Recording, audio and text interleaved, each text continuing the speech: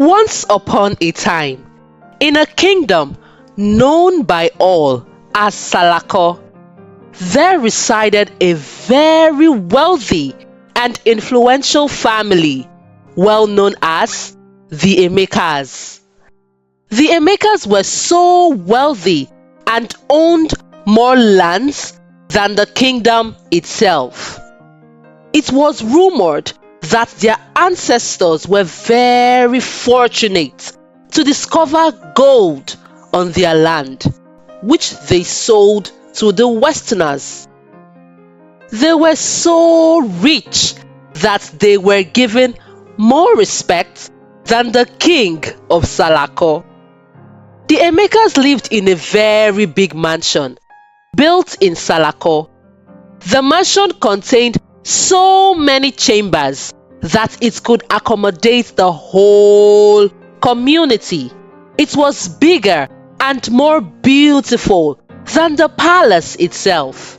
The Emekas and their different families lived in the mansion. They had many maids and servants to attend to their needs, and they lived in peace and harmony.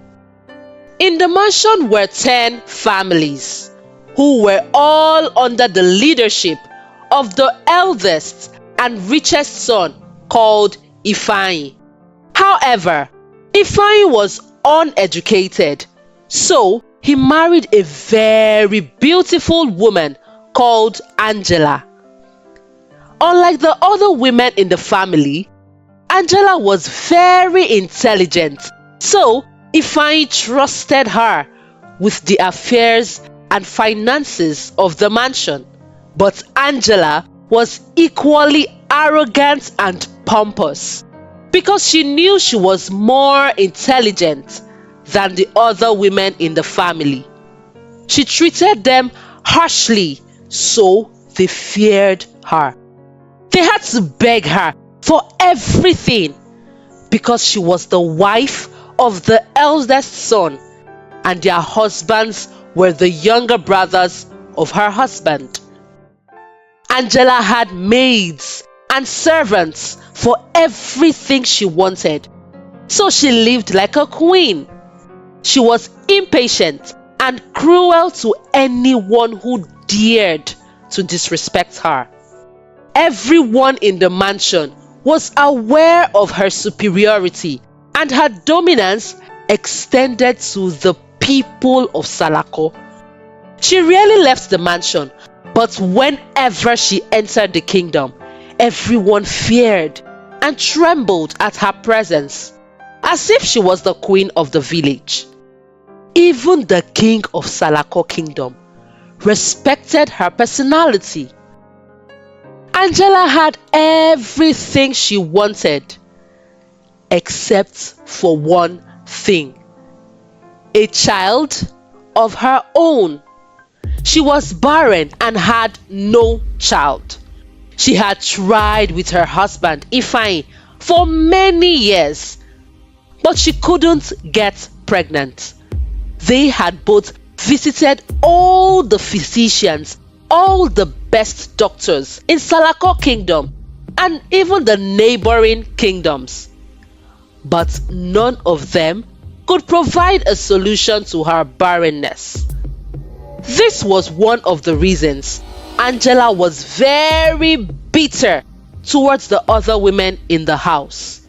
She was jealous and envious of them because they had beautiful kids, while she had none. On a fateful day, one of Angela's maids was sick, but she was scared to inform Angela. When she was bringing food for Angela, she tripped over and fell because she wasn't too strong. But out of anger, Angela slapped the maid and chased her out of the house. Then she asked her henchman to get another maid from the village. After some hours, her henchman brought a young, beautiful girl to Angela as her new maid. Her name was Chioma. Chioma was only 18 years old. She was an orphan who was abandoned at the orphanage when she was a baby. There were no records of her parents, so she grew up in the orphanage. When she was 17 years old, a family came to adopt her. They seemed so nice, so Chioma accepted to go with them. However, a few months after Chioma started living with them, the woman got pregnant and eventually gave birth to her own child. After she gave birth to her own child, she started maltreating Chioma and treating her badly. When Chioma couldn't bear it anymore, she ran away from the family. But she couldn't go back to the orphanage. So every day she would buy cheap vegetables from farmers and sell it at a higher price in the market. But she had no home and was living in an abandoned cabin in the forest. When Angela's henchman came to the market square looking for a maid and promising a very good pay, Chioma volunteered to fill in the position.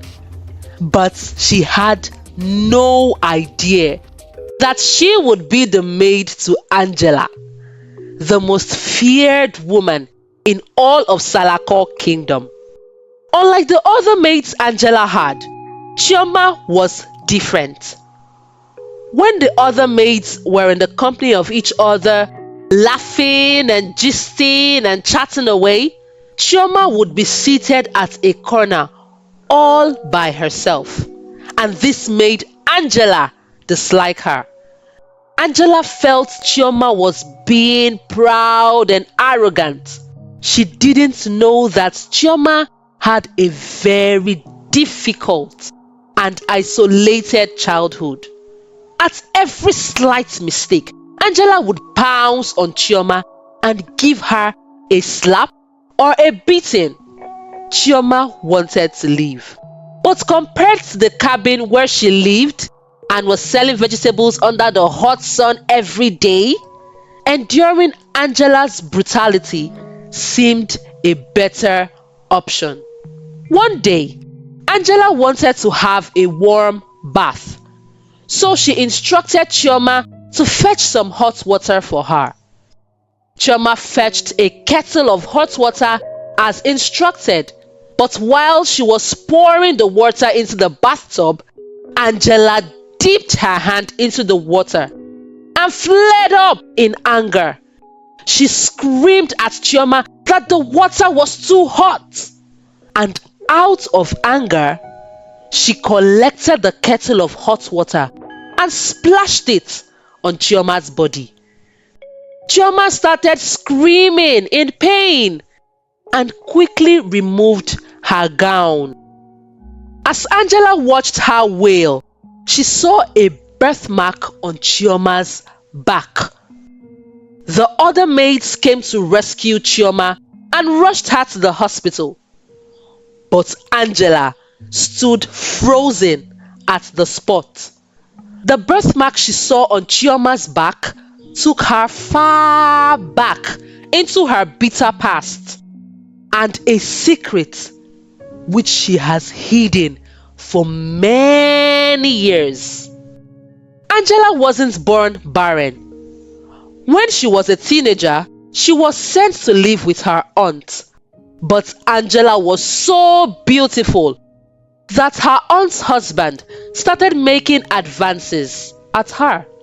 Angela was only a teenager, so she was confused. She reported the husband to her aunt, but her aunt slapped her for falsely accusing her husband. The following night, her husband sneaked into Angela's room and made love to her.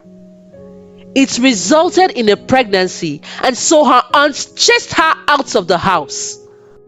Angela suffered and toiled for days on ending until she eventually gave birth to a beautiful baby girl with complications which affected her womb. However, she was too young to nurture a child, so she took the baby to the orphanage and dumped her at the entrance. But before she kept the baby, she used a sharp object to give the child a rare birthmark on the back. It was this birthmark that she saw on Chioma's back. Angela couldn't stop thinking about the birthmark she saw. She started having sleepless nights and was very disturbed. So she decided to do a background check on Chioma by going back to the orphanage to make enquiries. At the end of it all, she discovered that Chioma was indeed her daughter. Angela hated herself for treating Chioma so badly, not knowing Chioma was her daughter, despite how desperately she wanted a child of her own. When Chioma recovered from the injury Angela inflicted on her, there was a very big permanent scar on her face caused by the scalding hot water. Angela couldn't bear the burden anymore, and so she confessed to everyone in the mansion that Chioma was her daughter. She revealed the secrets to everyone, and being so overwhelmed with pain and much regret, Angela developed a stroke, which left her paralyzed. Everyone accepted Chioma as her daughter, but Angela was confined to a wheelchair for the rest of her life. She lived each day in regret, seeing her daughter and the scar she inflicted on her face. She wished that she had been nice to everyone and not wicked. But it was too late. She sat on the wheelchair day by day and morning and night, watching everyone disrespect and ignore her. If she had been good to them, they would have been there for her now that she needed them the most.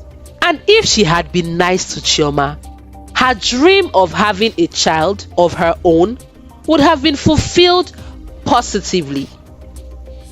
The end. The moral of the story is this: no one knows tomorrow. You may be a king today, and the next day you can be a slave. So treat everyone with love, including those far below you, because you never know what might happen tomorrow and who will come to your rescue.